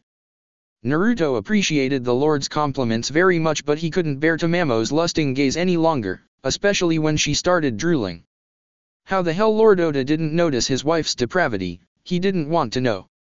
After they walked past the gate of the manor, they did what their instincts have been telling them since the mission started, and they ran like hell. After a few miles away from the Oda manor they slowed down and decided to continue their 2-day journey back to Konoha in a slower pace. I think rather than being teammates, you guys are tasked to be my bodyguards. Naruto grumbled under his breath. Shisui shrugged at that. You can't blame Hokage-sama, you're one of the best seal masters we have and Konoha is flooded with warding requests from nobles now, which had to be renewed every 5 years, meaning a steady income for Konoha. You're inexperienced but to fulfill the client's demand we have to send you to foreign countries. It's unpleasant, but please bear with it Naruto-kun. Itachi drawled stoically, the last thing we want is for other hidden villages to try and poach you from Konoha when you're out of fire country. Takuza nodded in agreement, I concur, Naruto-sama. The blonde sighed at that. It was ironic that for someone who had been ostracized for most of his life, he had to come to terms with the fact that he was vital for the continuity of the power balance in the shinobi world. At least he was not alone in that position, there were another 8 poor souls in the same shoes. I understand that but that doesn't mean I am going to like it, he said looking at a group of men with tattered armor and rusty-looking weapons who blocked the path 20 meters ahead. By the way, what do they want? He asked in nonchalant tone, the way the group was eyeing them was anything but good. Rob us. Shisui guessed which was the most likely. Maybe they're lost and wanted to ask for directions. Takuza tried to stay positive but he knew that was unlikely. After they got within 5 feet from the ominous group, the team waited the group to give way to them. As expected the group they presumed to be Ronin didn't. Naruto wondered what they could possibly want. Excuse me, could you please not block the way? We need to walk past. He asked politely. One of the Ronin with a large scar on his left arm grinned at them. Hello brats, mind giving us some cash for a drink? He asked cockily, waving his sword threateningly. Shisui raised an eyebrow. On second thought these guys were probably thugs dressed like Ronin. Anyone with a samurai background won't be using such crude words and manners even if they become bandits, as far as Shisui knew. Well, hello to you too, please make way for us before someone gets hurt. Takuza had to agree, you see this. He tapped his headband protector, don't look for trouble with us, and get lost. He waved at them dismissively. One of the armed men snickered, nah. As if we're afraid of a genin team. We have beaten a team of jonin from Moyagaku a few days ago. The Moya Triad. He boasted proudly. They gave a collective nod at that accomplishment, we could take you on. Genin. The other added. They were greeted by blank stares at the statement they made. It seemed these thugs thought they were genin because of their age. Since this place was pretty far from any major hidden village, the group probably rarely encounter ninjas. Especially if they were so proud about beating a team from Moyagaku, hidden village of Haze, of all places. Didn't you know? Moyagaku is like. Takuza trailed off with bored tone. The weakest hidden village ever known in history. Shisui informed them helpfully. Naruto nodded at that, they're pretty famous for their stupidity and ridiculous poisons. Itachi frowned, I am not sure they're even qualified as a hidden village. The Uchiha Scion added his 2 cents. Other hidden villages even pretend they've never existed in the first place, since Moyagaku was such a sorry excuse of a hidden village in their eyes. The only reason Naruto and his team knew of the village was because in their last mission they ran to a team from that village. In which for some unknown reason, the stray team from Moyagaku attempted to shoot Shisui with a dart laced with laughing poison. Naruto was expecting some action, but it turned out they were as strong as 4th-year Konoha Academy students, as they possessed virtually no ninja skills. Shisui was sure Itachi's brother, who was still in the academy, could have beaten them easily. They could hardly feel sorry for the Moyagaku team when the infamous morons almost accidentally killed themselves with their own poison-coated weapons. It was pretty weird to see someone almost die of laughing, hiccuping, crying and other ridiculous causes. They didn't even know you could die from those, but apparently it was possible. So they're weak? The scarred thug asked. Shisui sorted, calling them weak shinobi would be a compliment, they're not even qualified to call themselves shinobi. What kind of ninja couldn't even manage a henge? Or use chakra at all? Oh. The group of armed men looked pretty pale. That the Moyagaku ninjas they ganged up on before were just a little more than civilians armed with ninja weapons. Itachi crossed his arms, now, if you please, make way for us. Our patience is thinning.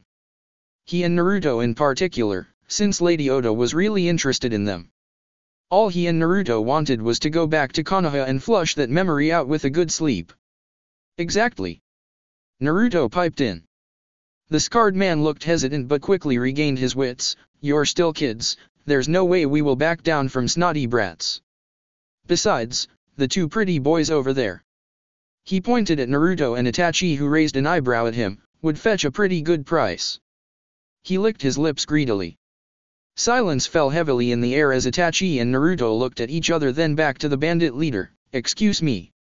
Takuza squeaked as the 2 targets gaped at the idea that someone might want to purchase them. He ignored Shisui, who was trying really hard to stop himself from laughing.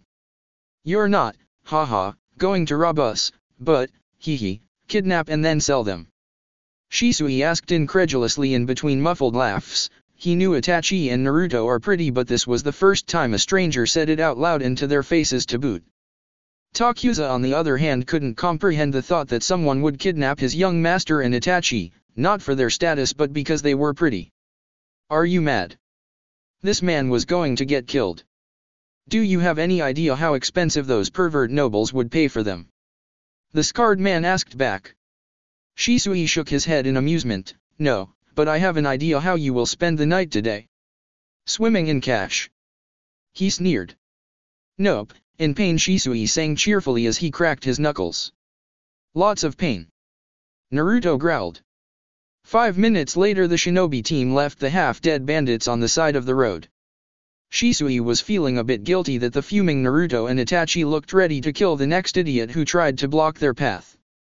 They should have just ignored the idiot bandits, but from his experience they're sometimes stupid enough to run after a team of shinobi, which ended up in beating them up anyway. But these missions were still a good break for Naruto and Itachi from politics at home, though this one was not so much relaxing as much as it was traumatizing in Shisui's book. As for Naruto, if he gets another mission like this in less than 1 week, he was going to riot. He almost missed holing up in the tower to craft seals. Almost was the key word. He was still outdoor type of person.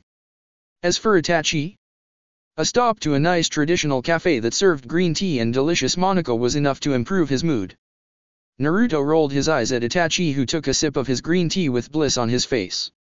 Itachi, I am really worried about your blood sugar. HN. Naruto had been in his case since the blonde noticed Itachi had been bringing sweets for 2 months straight to their sparring session for snacks. Everyone needed a hobby, and apparently visiting cafes and eating sweets was his. At the rate Itachi was going though, the first topic Naruto will bring up when the blonde met his parents was going to be his sugar level and the risks of diabetes. And I am worried that you're worrying about such things like an old man when you're still 8. Shisui quipped from his left, then turned to Itachi. And him, drinking tea and visiting every quaint roadside cafe, a geezer's hobby. Itachi and Naruto sighed at that. We're not old men. They chorused. No. Shisui agreed, you only act like one. He said jokingly. Chapter 13. 13th Legacy, Kyogaku, Consternation. Sarutobi Hiruzen sometimes wished that he could have arrived to the battle between the Yondaime and Kyuubi just an hour, a minute, or even a second earlier. He wished he made it in time and asked Minato to let him seal the Kyuubi in his place. He was old and tired, and frankly he couldn't deal with this political shit anymore. He might be the Hokage, and yet left and right people are plotting and he would have to either follow or crush their schemes for the good of Konoha. Hakurei once again came bearing another politic issue that gave him headache the size of Hinokuni. An issue from 17 hours ago, when Shivi and Inoichi kicked out of 20 shinobi in total out of their clan and officially released them to Danzu's care. He was aware that there were a number of Aburame and Yamanaka residing in Danzu's forces, but he did not know that the clan heads were also aware and were itching to kick Danzu's goons out of their clans since they found out about it. Hakurei just gave them exactly what they wanted and Danzu was allowed to keep his soldiers, a win-win situation. The downside was that the Aburame and Yamanaka of Eni were stripped of their family name and heritage, and labeled as disgraces to their clans forever. The Sandaime had questioned both Shivi and Inoichi about it, both of whom gave him the same answer. Eni might be part of Konoha, but at the same time, they weren't Konoha. It pained them to banish their own clan members, but it was a necessity, since there's no telling what would become of their children if they keep Eni's shinobi in their clan. To them Eni was like a plague, something they had to keep their clan away from. They didn't say anything, but he knew. Shivi and Inoichi were disappointed that he allowed Eni to flourish in Konoha, gnawing on their clan members. However, at the same time, Shivi and Inoichi knew he didn't have what it takes to completely disband Eni and cut off Danzu's limbs. It was not for lack of his capability as a shinobi, no, it was never about that. In a one-on-one fight he was certain he could beat Danzu even at their 60s.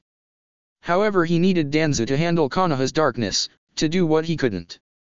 So when Hakurei asked what he would do now that Danzu had dared to order his puppets to attack Naruto, all he could do was reply with a feeble, "What do you think I can do?" Hakurei snorted, "Let's see, officially disband his Eni again." The old seal master suggested cynically, "A reprimand perhaps." He added with a raised eyebrow. Sarutobi snarled, he was not in the mood for Hakurei's sarcasm. "Do you have any idea what will happen if I rat him out?"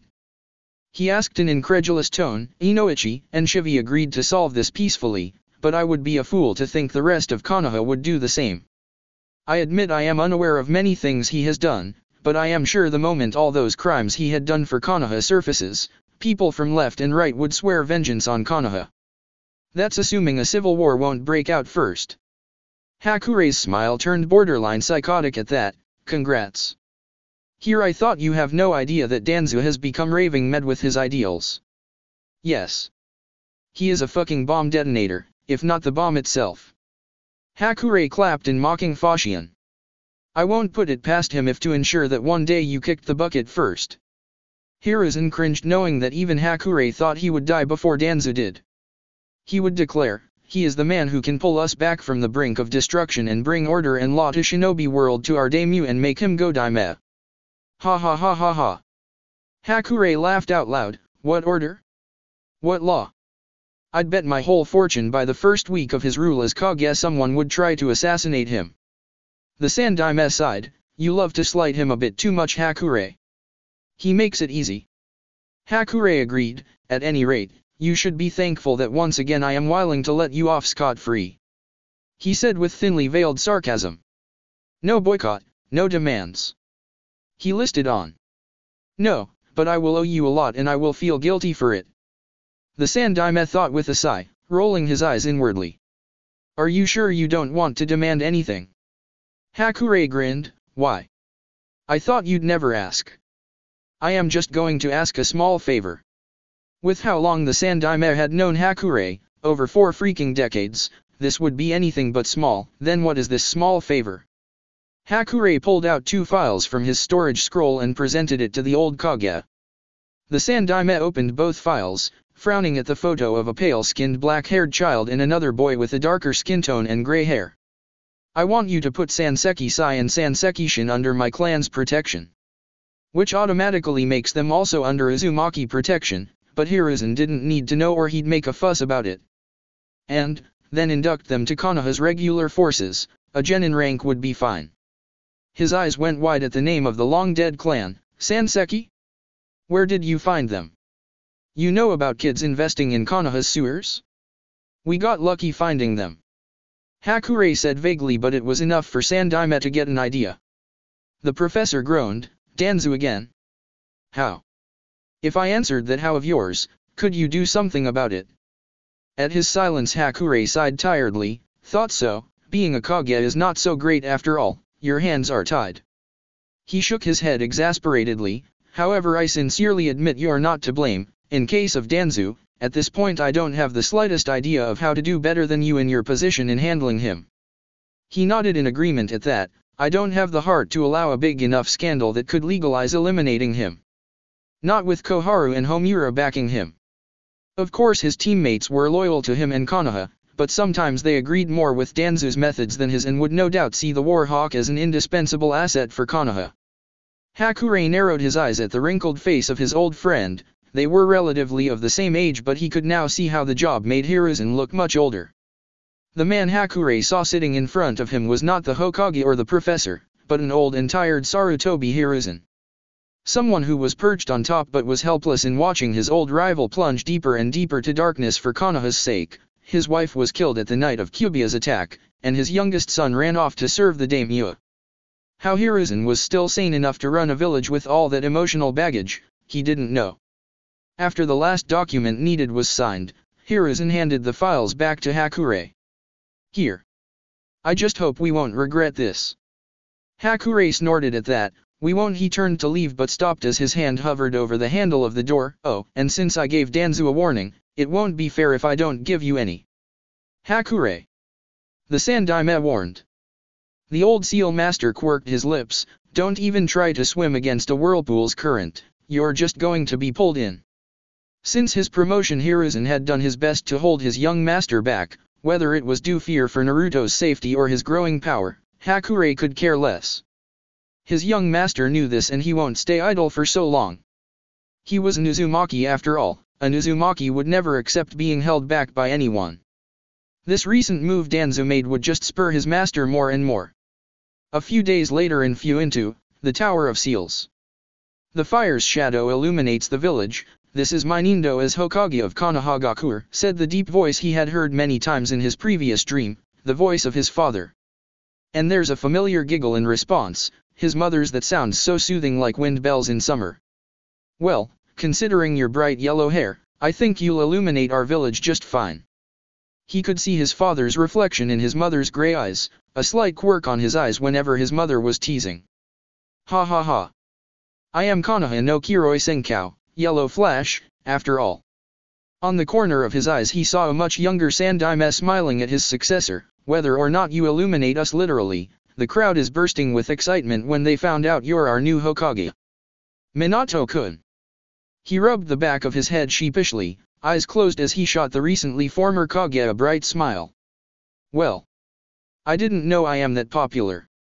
He titled his head to the side, then again, my reputation as Konoha no Kiroi Senkau strikes fear in our enemies, a reputation I built with power and bloodshed in war. Minato. Kushina murmured. We are shinobi, so I think it's inevitable. He admitted sheepishly, everyone acknowledges my power as a shinobi, but I am not sure someone as young as me has the wisdom required to be a good leader our people would acknowledge. His mother narrowed her eyes, just because you're young doesn't mean Orochimaru-san is a much better choice because he is old. Sandaime sweat dropped at Kushina's statement. Kushina, while I agree Orochimaru is not a better candidate than Minato because he is older, my student is in his 30s, if he is old, what am I? Kushina averted her eyes, adorably sticking her tongue out. Ancient. Minato face-palmed, Kushina. Tee. The Sandaime cleared his throat, at any rate Minato could. He began, I didn't choose you over Orochimaru just because of your reputation, you have something my student doesn't have, strong determination and benevolent heart who believe in our people. The Sandaime looked sad as he spoke. That's why I trusted you, and passed my hat to you, I am not the only one who has faith in you, everyone in our village acknowledges you as someone who will bring prosperity to Konoha, that's what being a Kage means. We are to answer our people's hopes. Naruto, wake up. Naruto blinked owlishly, he had fallen asleep after Hakure went to the Hokage Tower. What time is it now? The couch in his living room was a bit uncomfortable but he was simply too tired to drag himself to his bed so he settled for the couch. Shisui chuckled softly, it's 3 in the afternoon. I heard from Takuza you're still under the weather this morning so you went back to sleep after lunch. Naruto groaned as he sat up, I woke up as usual today, but the headache made me sluggish. I shouldn't wake up so early, he winced, and a nap is not helping, an afternoon nap lasting more than a few hours makes me feel even more horrible. You're always a morning person so it can't be helped if your biological clock woke you up in spite of that. Itachi added. He sighed at that, never mind. So how is it? Did Hakure get them good? Shisui asked curiously. Naruto nodded, Aburame and Yamanaka, 2 of the 6 major clans of Konoha owe us a favor now, an alliance with them is more or less secured. He narrowed his eyes, if we got the Yamanaka, then we can pretty much secure the Nara and Akimichi, and since Aburame have good history with Hyuga and Inuzuka since they often been partnered for tracking teams. We can expect the Inuzuka clan to follow, with their pack mentality it will be easy to form a good relationship with them. They have already contacted us for medical seals, since they wanted us to develop one for their canine companions.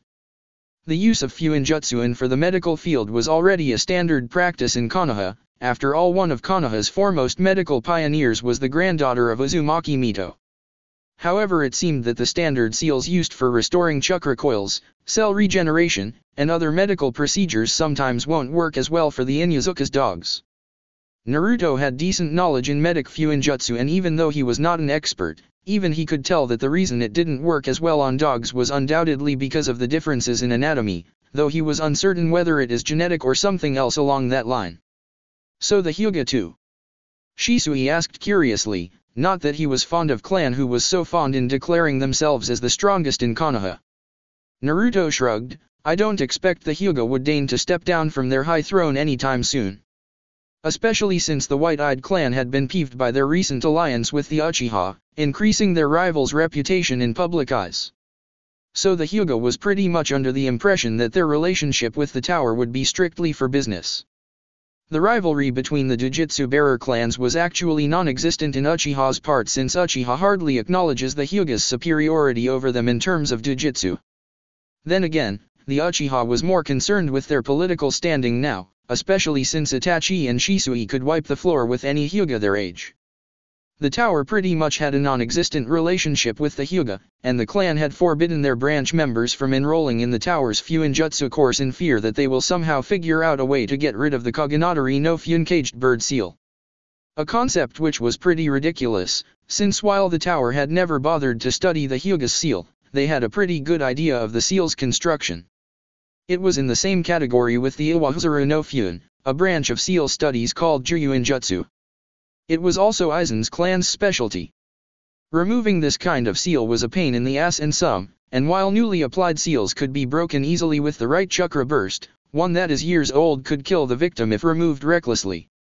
Unlike Danzu, the Hyuga know their seals well, so the chance of the failure removal is much higher. Even if a 9th Dan seal master like Hakurei attempted it, they were still looking at a good 50%-60% chance of failing. It's not like I have anything against the Hyuga, even though I don't like the way they treat their own family.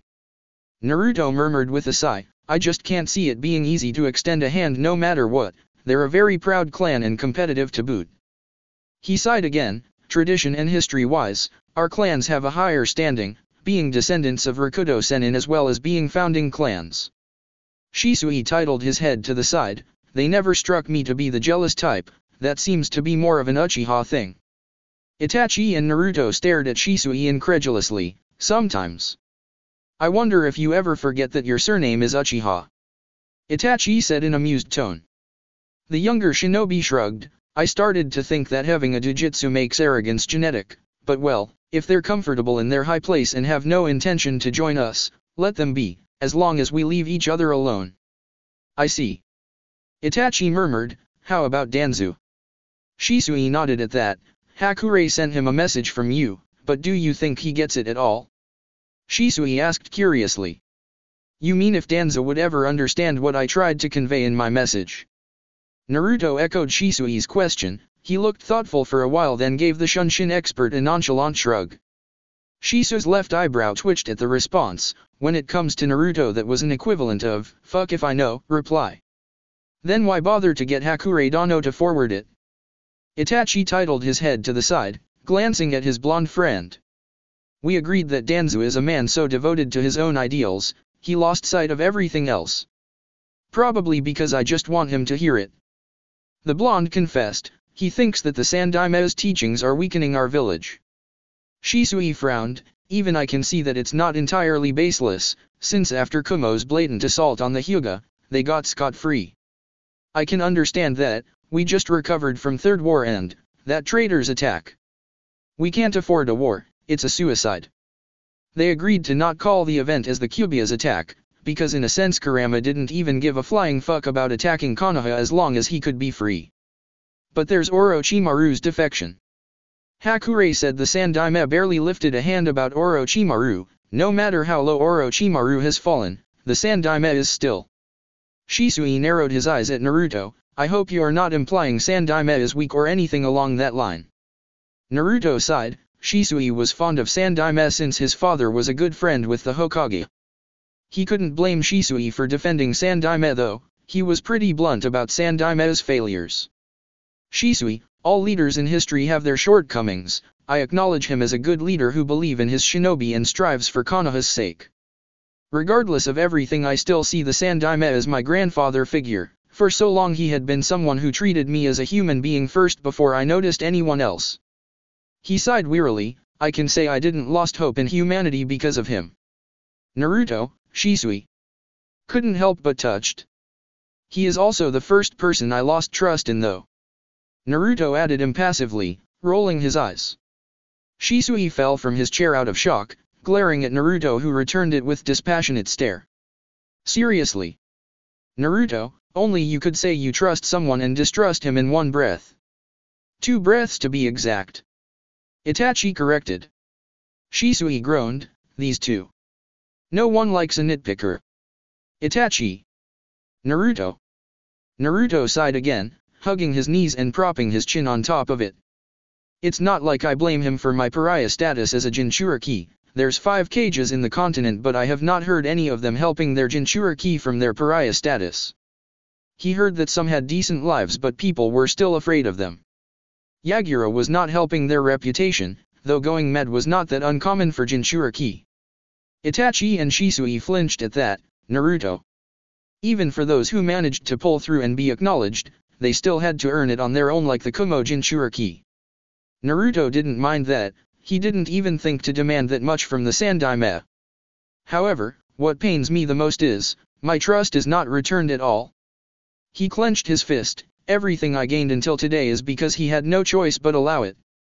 I graduated early because Tori brought up that being in the academy just stunted my growth. My promotion to Genin is because of Aizen's recommendation, and I heard from Hakure that even then he put up an argument over it, and that any chance of promotion to Chunin is the same. It took me going through Hakure and his teammates, that I cornered him to agree or else. Shisui sighed at that. He couldn't blame Naruto for being distrustful of the Sandaime then. He had seen it too. No matter how much Naruto showed the Sandaime of his growth, the Kage still sees Naruto as a child he has to shelter from the cruel world of shinobi. The irony was, the moment his status as a Jinchuriki was leaked to public and he became Konoha's pariah, the Sandaime and Konoha had already failed to give Naruto a childhood. I still love him as a family, but to trust him. He trailed off, recalling the distant memory of dismissal he was given whenever he asked of his parents.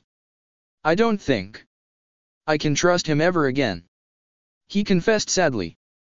Itachi sighed at that. I guess I can relate to that. Long ago he trusted his clan to stay loyal to Konoha no matter what, but now he could see them wrapped in their own arrogance and have lost sight of what is most important. Naruto glanced at Itachi and Shisui. All of them had seen their world at its darkest. Shisui and Itachi saw it through war, while Naruto saw it through the eyes of a Jinchuriki.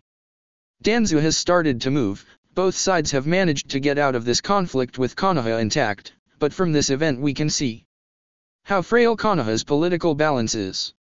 Itachi finished grimly. We have to eliminate Danzo sooner or later, he is too dangerous, he said as he schemed through the document Shisui forced one of NE's operative to write.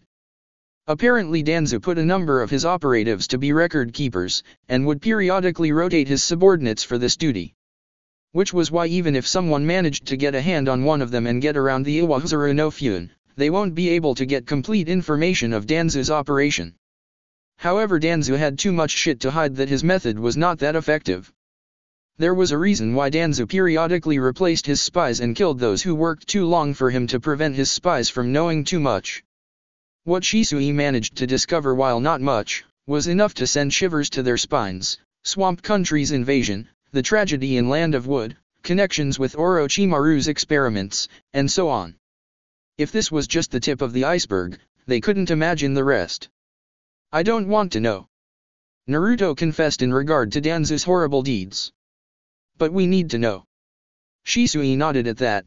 No wonder Sandaime-sama protects and keep an eye on him in the same time. His downfall is going to open a can of worms and his grubby hands are everywhere. Itachi cringed at that, which means we have to make sure he is dead while bringing his secrets to the grave with him, he concluded. How?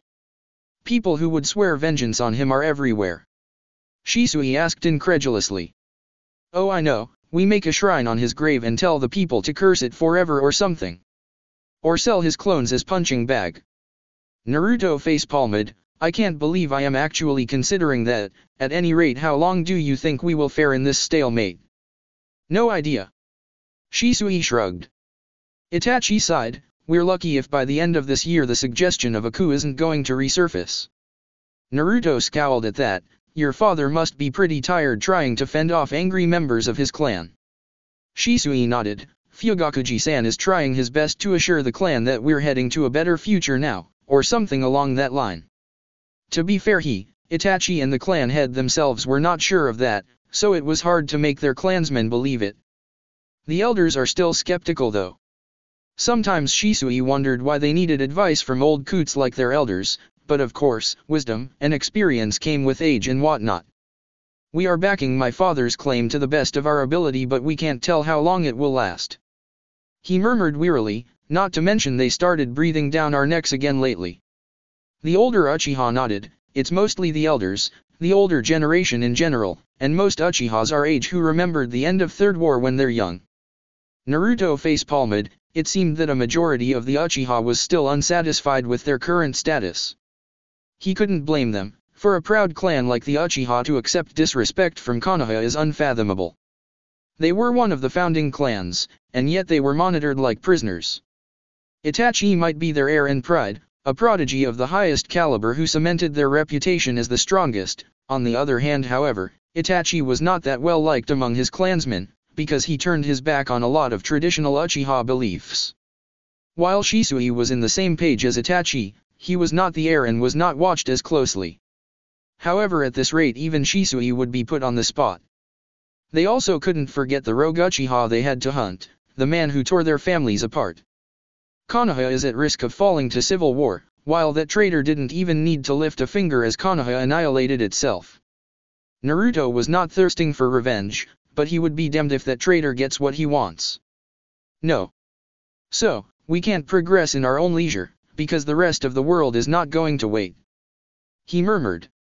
There's nothing you can do to change your political standing now, both of you have done well to reach Umbu rank, but in the end you're still part of a clan that Konoha's government is suspicious of, even if eventually, either you or Itachi reach the rank of Umbu captain, it will hardly change the situation, if anything. Our clan would be upset that in spite of my rank their standing is not getting better. Itachi continued gravely, I know as much but I still wish my part in this won't hit a dead end yet.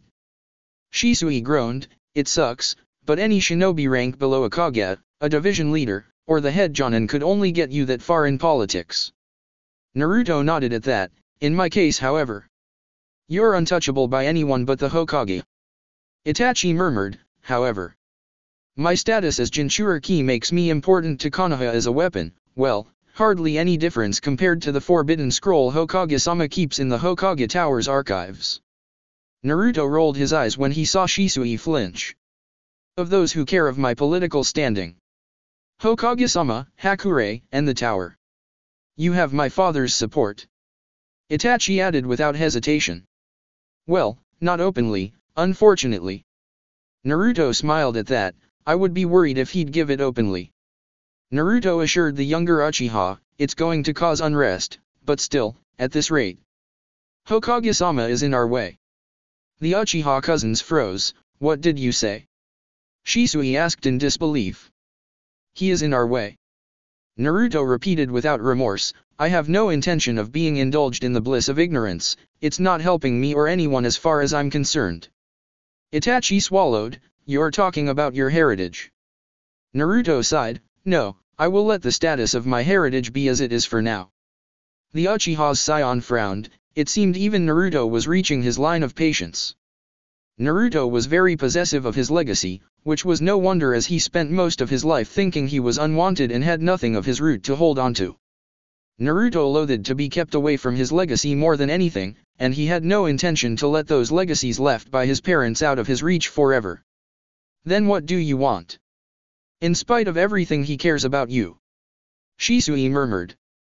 Unfortunately what I want and what he thought is the best for me is not the same. Naruto answered coolly, it does not matter what I feel for him, but I won't get anywhere with being safe. Like it or not, sooner or later I will make a decision that will greatly disappoint him.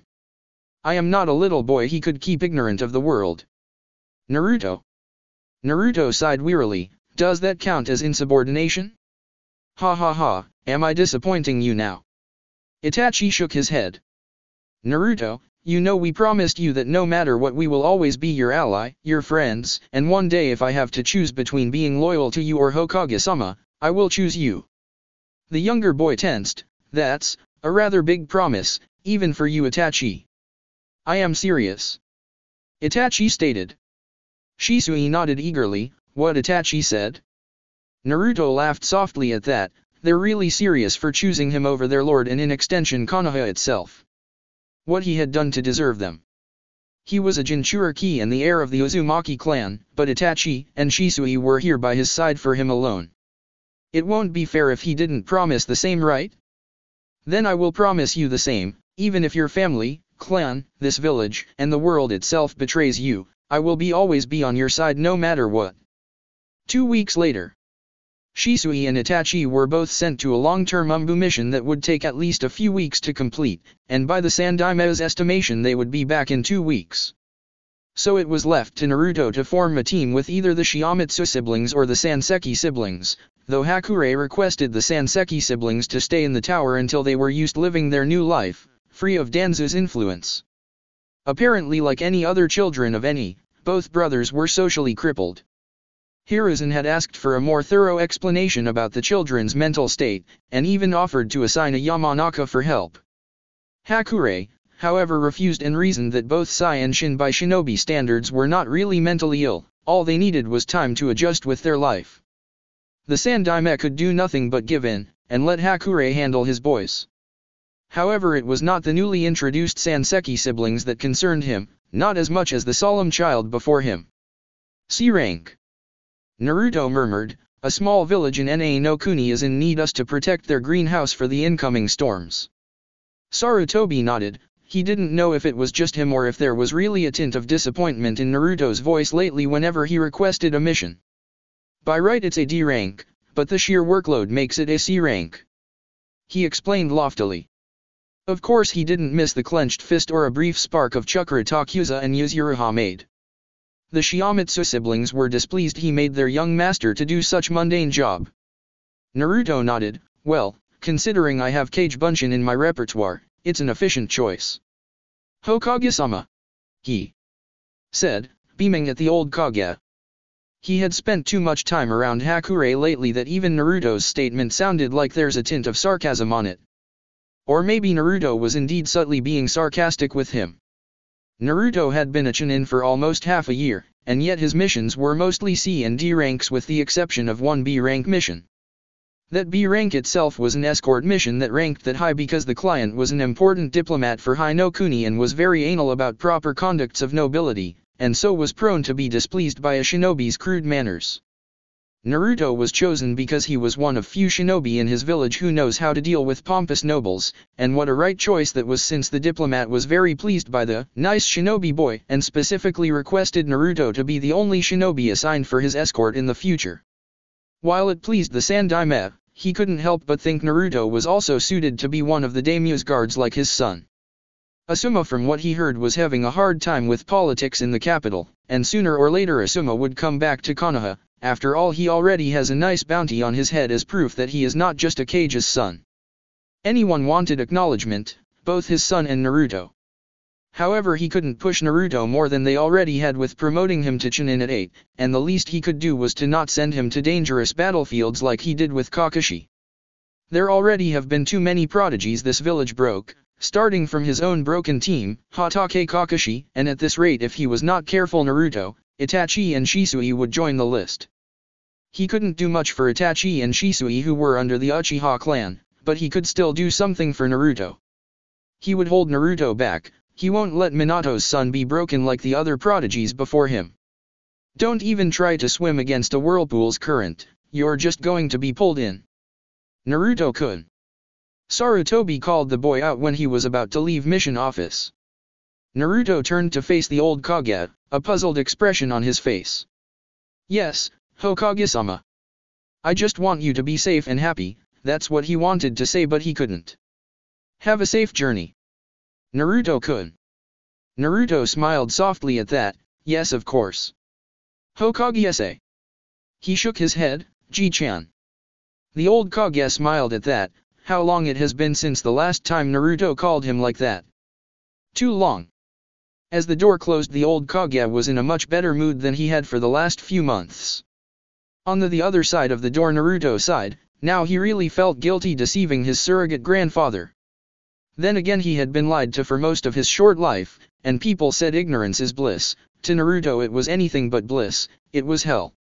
He learned that he was much happier to know he was almost universally hated in Konoha for his Jinchuriki status rather than being clueless and wandering helplessly in that hellhole of solitude. He had friends, family, people who cared of him now, and if what it takes to protect them was lying to the whole world, then so be it. Naruto-sama. Yuzuriha's voice snapped him out of his thought. Are you alright? Naruto blinked olishly. They had been out of Hokage's tower and his subordinates were worried that he hadn't said a thing since they left the mission room. Ah yes, I am fine Yuzuriha. He narrowed his eyes as they walked to direction of Konoha's gate. Don't let your guard down, failure is not an option for this mission. Of course he was not talking about the mission of helping farmers in Komuji no Kuni. But the one Itachi wanted to strangle him for, seriously, they had agreed in the end though. Hai no Kuni's border. They had set a camp for today, a base of operations as they swept through Hai no Kuni's borders. Takigakuer was having one of their annual mass training routines, which focused really close to their border. Actually, the Hokage himself believed the chance of Taki plotting against Konoha was non-existent. While the alliance between Konoha and Taki was pretty loose, Takigakuer had no reason to attack Konoha. There's too large a gap in military power between Konoha and Taki, and the minor village owed Konoha a lot of debt. The Umbu presence here was just a warning for Taki to not get any ideas, but mostly to get Danzo off the Sandaime's back for letting another hidden village have an annual training very close to their border. Uchiha Shisui sighed as he looked at his cousin. Said cousin was still as expressionless as ever. If there was one Uchiha's traditional code that Itachi honored, it was keeping one's emotion in control during a mission. They were not in hostile territory, but a shinobi could never let their guard down in a mission. Shisui could tell that Itachi was restless, and he had not stopped poking the campfire with his stick. Itachi! You're still worried about him. The other was out hunting for food, so they had the camp all for themselves. The younger Uchiha sighed, I am. After a long while of silence, Itachi spoke again. He shouldn't go ahead with that plan. Unfortunately.